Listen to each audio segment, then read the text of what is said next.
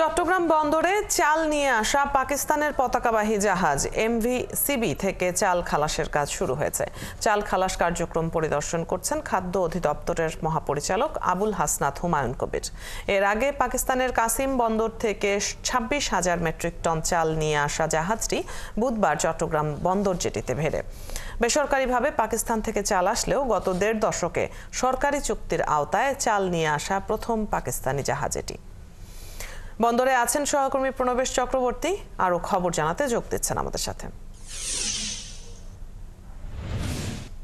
প্রণবেশ, চাল খালাস কার্যক্রম কখন থেকে শুরু হয়েছে আর এই কার্যক্রম নিয়ে খাদ্য অধিদপ্তর কি বলছে? পাকিস্তানের কাশিম বন্দর থেকে ছেড়ে আসা এমভি সিবি এই জাহাজ থেকে চট্টগ্রাম বন্দরের জেটিতে CCT-1 এখানে এটি ভিড়েছে। এখান থেকে চাল খালাস কার্যক্রম চলছে। মোট 26,000 মেট্রিক টন চাল এই জাহাজে করে নিয়ে আসা হয়েছে এবং আগামী 7-8 দিন এই জাহাজে চাল খালাস কার্যক্রম চলবে। এবং এখানে পরিদর্শনে এসেছিলেন খাদ্য অধিদপ্তরের মহাপরিচালক হুমায়ুন কবির। তিনি কিছুক্ষণ আগে এটি পরিদর্শন করে চলে গেছেন। আমরা দেখতে পাচ্ছি এখানে খালাস কার্যক্রম চলছে। তো এটি নমুনা পরীক্ষার পর সকাল থেকেই এটির খালাস কার্যক্রম শুরু হয়েছে এবং আগামী 7-8 দিন এটি চলবে। আর গত 1.5 দশকে G2G চুক্তির আওতায় প্রথম পাকিস্তানের পতাকাবাহী এই জাহাজটি এমভি সিবি সেটি চট্টগ্রাম বন্দরে আসলো।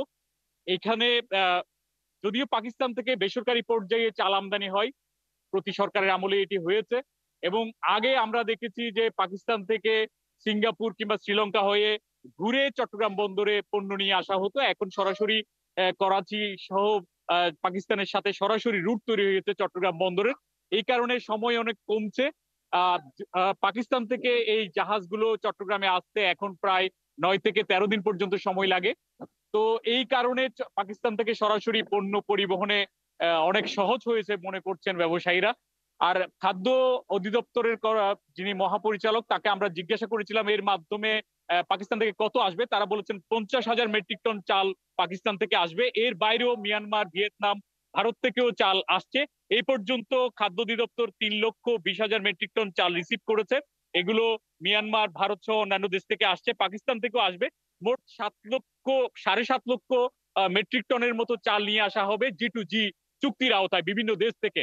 তারই অংশ হিসেবে এটি নিয়ে আসা হচ্ছে বলে খাদ্য অধিদপ্তরের কর্মকর্তারা আমাদেরকে জানিয়েছেন। আমরা জিজ্ঞেস করেছিলাম যে এখনো পর্যন্ত বাজারে কেন চালের দাম তাহলে কমছে না। তিনি বলছেন যে পর্যায়ক্রমে যে চালের মজুদ সরকার করছে এটার প্রভাব সামনের দিনগুলোতে বাজারে পড়বে বলে তিনি আশাবাদ ব্যক্ত করেছেন। তো এটি ছিল চট্টগ্রাম বন্দরে যে পাকিস্তান থেকে আসা সরকারি পর্যায়ে প্রথম পাকিস্তানের পতাকাবাহী জাহাজ এমভি সিবি থেকে চাল খালাসের সর্বশেষ তথ্য। ধন্যবাদ প্রণবেশ সবশেষ খবরগুলো জানিয়ে দেওয়ার জন্য।